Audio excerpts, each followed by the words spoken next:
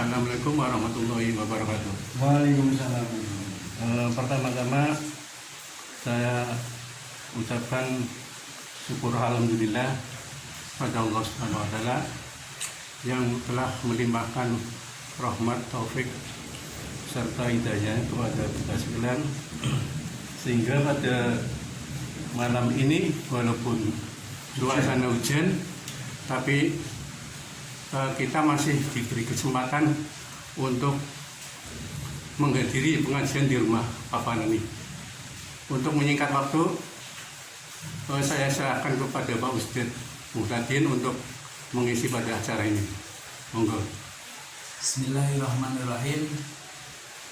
Assalamualaikum warahmatullahi wabarakatuh. Waalaikumsalam warahmatullahi wabarakatuh. Innal hamdalillah nahmaduhu wa nasta'inuhu wa nastaghfiruh wa na'udzu billahi min shururi anfusina wa min sayyiati a'malina. May yahdihillahu fala mudilla lahu wa may yudlilhu fala hadiya lahu. Wa nashhadu an la ilaha illallah wahdahu la syarika lahu wa nashhadu anna Muhammadan 'abduhu wa rasuluhu la nabiyya ba'dahu.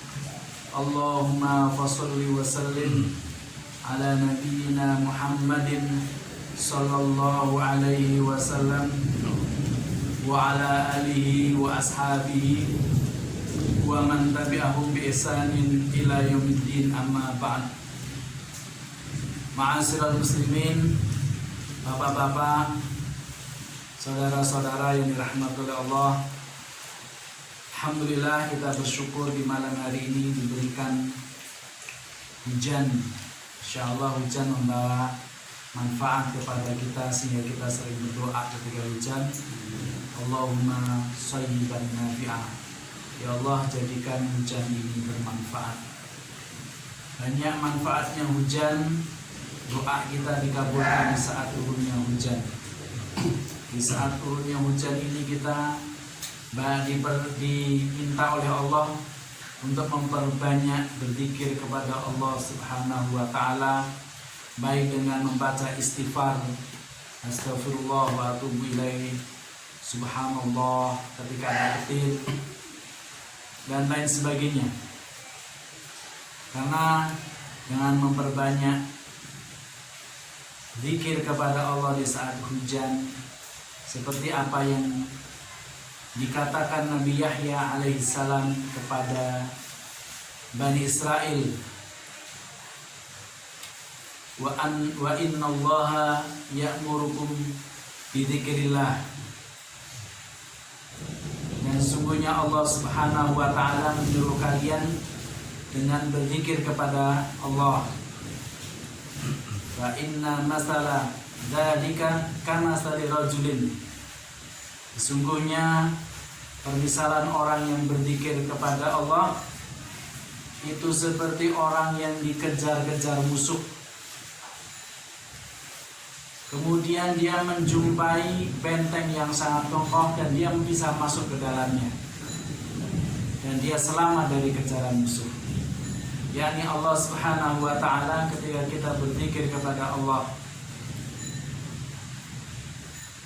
Insya Allah Allah Subhanahu wa ta'ala akan membentengi diri kita dari kejaran musuh.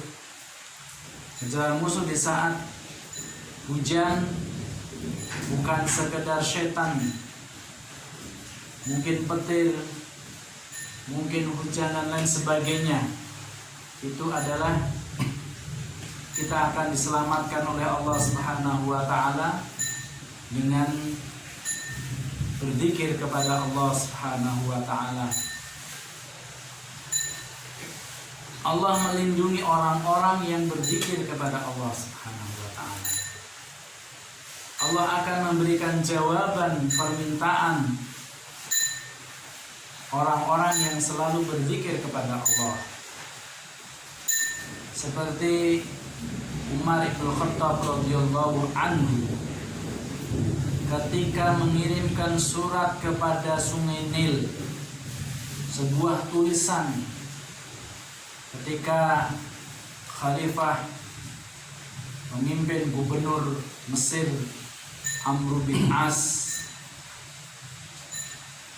meminta Umar bin Khattab untuk menyelesaikan masalah Sungai Nil, maka Umar bin Khattab mengirimkan tulisan kepada Sungai Nil, surat resmi kepada Sungai Nil, ila Nahri Nil. Diajak bicara Sungai Nil dengan surat itu. Kata Umar bin Khattab, kalau kau bukan makhluk Allah, maka jangan pernah mengalir. Kalau kau makhluk Allah, maka mengalirlah. Maka sampai sekarang Sungai Nil telah mengalir. Wallahu a'lam bishawab. Salawat dan salam senantiasa milik Nabi kita Nabi Muhammad sallallahu alaihi wasallam, Nabi akhir zaman, Nabi yang insya Allah memberikan teladan kepada kita, terutama bagaimana kita mendidik anak-anak kita. Walaupun usia kita mungkin sudah usia sepuh-sepuh, tapi kita paling tidak di ujung akhir ini bisa mengajarkan kepada anak-anak kita, cucu-cucu kita. Salah satu pembelajaran yang diajarkan Allah di dalam surat Yusuf tentang Nabi Yusuf alaihi salam, surat yang ke-12. Allah bercerita tentang bagaimana Nabi Yusuf, anak yang nomor 12, nak nomor 11 atau nomor 12? Nomor 12. Kakaknya namanya Benyamin. Kemudian punya kakak lagi 10 yang mungkin lebih tua-tua. Nabi ayahandanya ceritakan Nabi Yakub, ya, bapaknya Nabi Yusuf, Nabi Yakub. Nabi Yakub punya anak 12, laki-laki semua. Kemudian di dalam di awal surat Yusuf itu ada kisah menarik. Di usia kecil Nabi Yusuf sudah diperlihatkan oleh Allah bahwa dia bermimpi melihat bintang, matahari, dan bulan tunduk. Nah, itu kalau dalam lagunya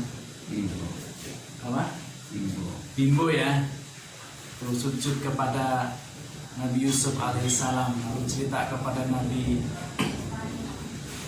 Ayub ya, Nabi Ayub. Lalu Nabi Ayub ini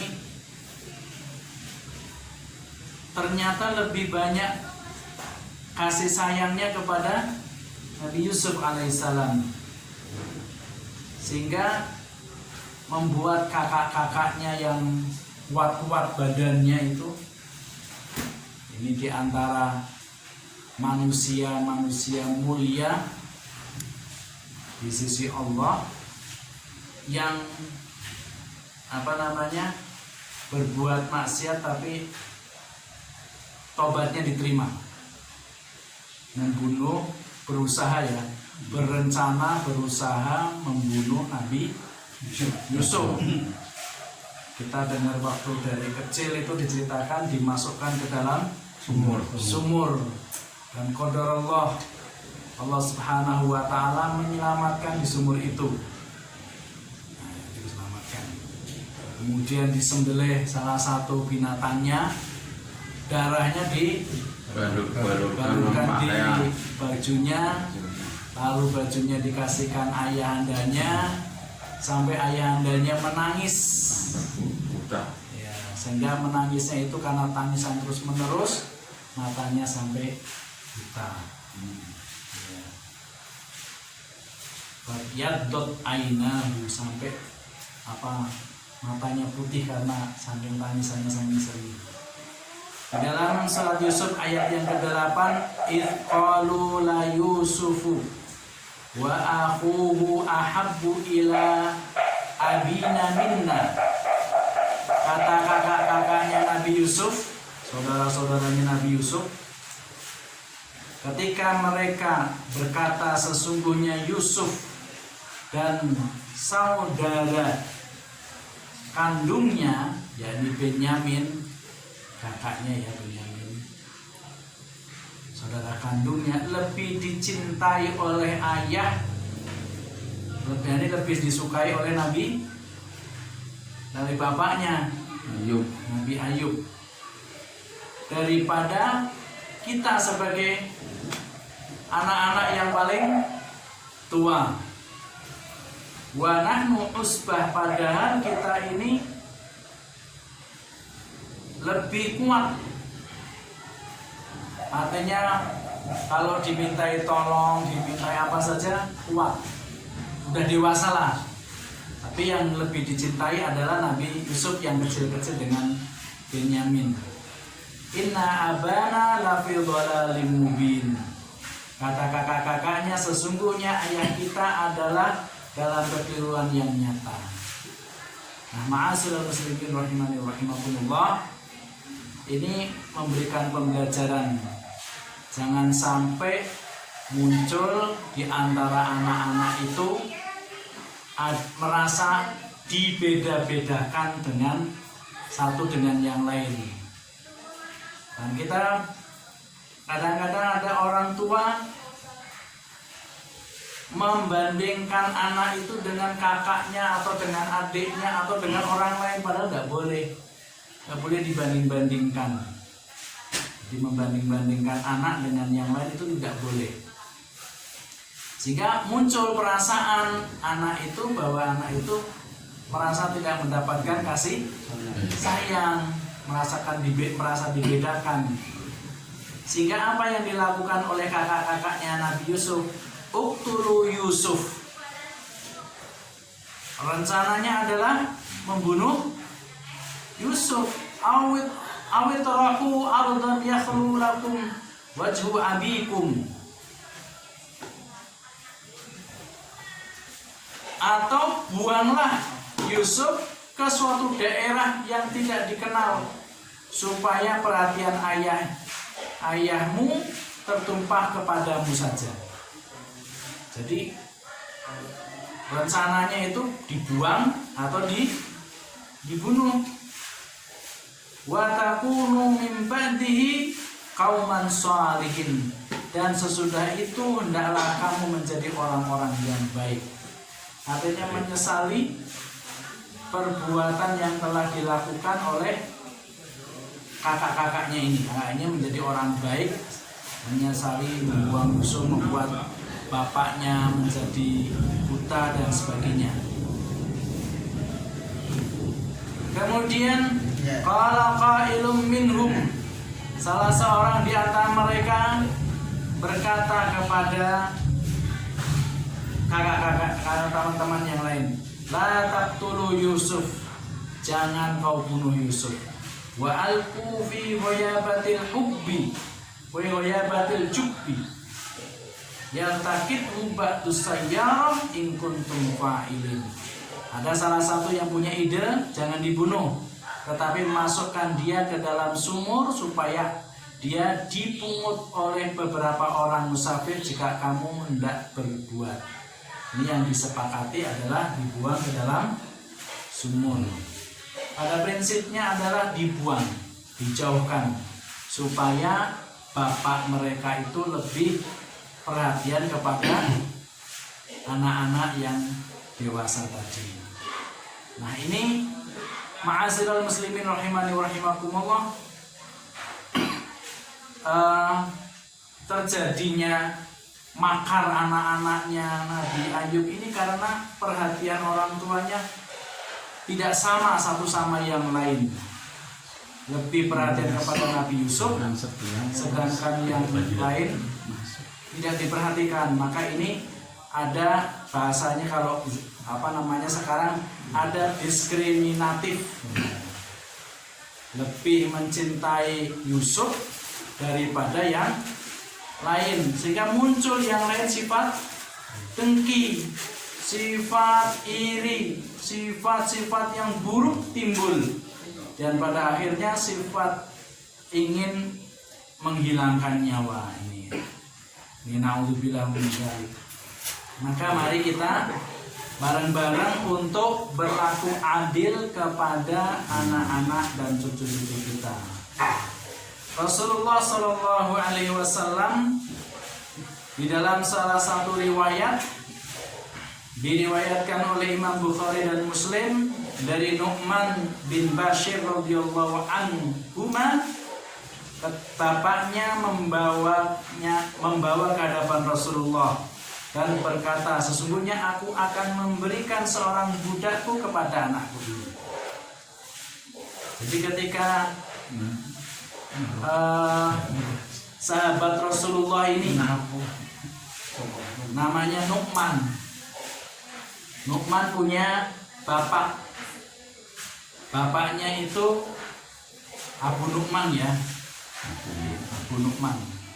Jadi Nu'man ketika itu masih kecil punya ayah namanya Abu Nu'man. Nah, Abu Nu'man ini menghadap kepada Rasulullah lalu berkata kepada Rasulullah, ya Rasulullah, anakku ini akan aku beri budak. Artinya dia ingin memberikan kelebihan di antara yang lain. Kemudian Rasulullah Shallallahu Alaihi Wasallam bertanya, apakah seluruh anakmu akan engkau berikan semisal seperti dia? Jadi kalau punya anak yang lain, apa diberi yang sama, diberi budak juga? Lalu dia menjawab, tidak. Ayahnya Nu'man atau Abu Nu'man tidak mengatakan, tidak, saya tidak beri. Karena saya disuka kepada Nu'man. Maka kata Rasulullah, jangan engkau persaksikan aku dalam kejahatanmu. Jadi Rasulullah menganggap ketika kita memberi sesuatu kepada anak yang tidak adil, itu dianggap kejahatan. Dan Rasulullah tidak mau melihat itulah, tidak mau menyaksikan.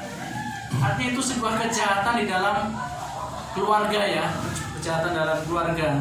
Rasulullah sendiri tidak mau menyaksikan kalau ada orang tua memberi salah satu anaknya berbeda dengan yang lain. Di dalam hadis yang lain diriwayatkan dari Daruqutni, itu ada salah satu sahabat ingin memberi kepada anaknya ciuman. Kepada laki-laki mencium 2 kali, kepada perempuan, anak perempuannya mencium 1 kali. Rasulullah pun menegur. Itu juga, kata Rasulullah, itu juga bagian daripada kejahatan. Mencium saja tidak boleh beda. Kalau laki-laki 2, ya kalau perempuan juga 2. Kalau waris berbeda. Memang waris itu sudah aturan dari Allah. Tapi kalau hal seperti ini kasih sayang tidak boleh berbeda. Kecuali memang uang jajan memang adilnya sesuai dengan kebutuhannya. Yang mahasiswa tentunya tidak sama kebutuhannya dengan anak SD. Anak SD tidak sama dengan anak SMP, itu karena kebutuhan.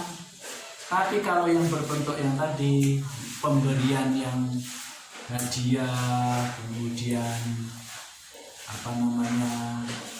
ciuman, kasih sayang, ya diusahakan untuk adil. Karena kata Rasulullah di dalam hadis yang sangat jelas menekan, diriwayatkan dari Imam Ahmad, dari Abu Dawud, dari Imam Nasai, dari Ibnu Hibban, ini masih dari Nu'man radhiyallahu anhu. Rasulullah SAW bersabda, "I'dilu baina auladikum."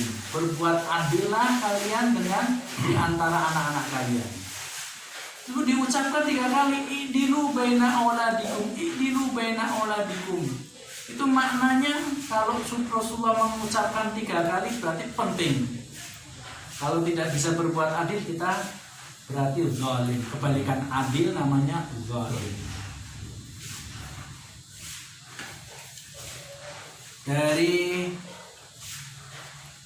Masih dari Nu'man radhiyallahu anhu, Rasulullah SAW mengatakan, "I'dilu baina auladikum fin nahar kama tuhibbuna ay ya'dilu bainakum fil birri wal lutfi." Kata Rasulullah, berbuat adillah kalian terhadap anak-anak kalian dalam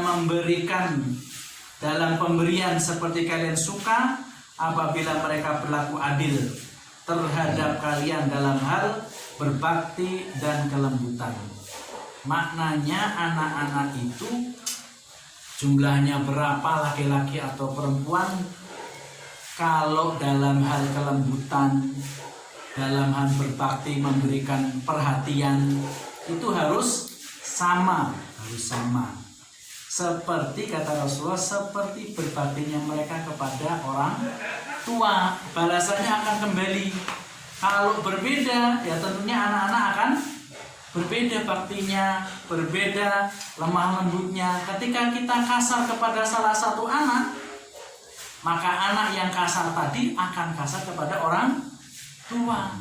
Ketika kita lemah lembut kepada salah satu anak, yang salah satu anak ini saja yang lemah lembut kepada orang tua. Jadi ini kembalinya kepada kita. Maka Rasulullah pantas mengatakan, i'dilu baina auladikum, i'dilu baina auladikum, i'dilu baina auladikum. Wallahu a'lam bishawab. Kiranya beberapa hadis saja yang saya bacakan, mudah-mudahan bermanfaat bagi kita semua. Subhanakallahumma wa bihamdika asyhadu an la ilaha illa anta astaghfiruka wa atubu ilaik. Wassalamualaikum warahmatullahi wabarakatuh. Waalaikumsalam warahmatullahi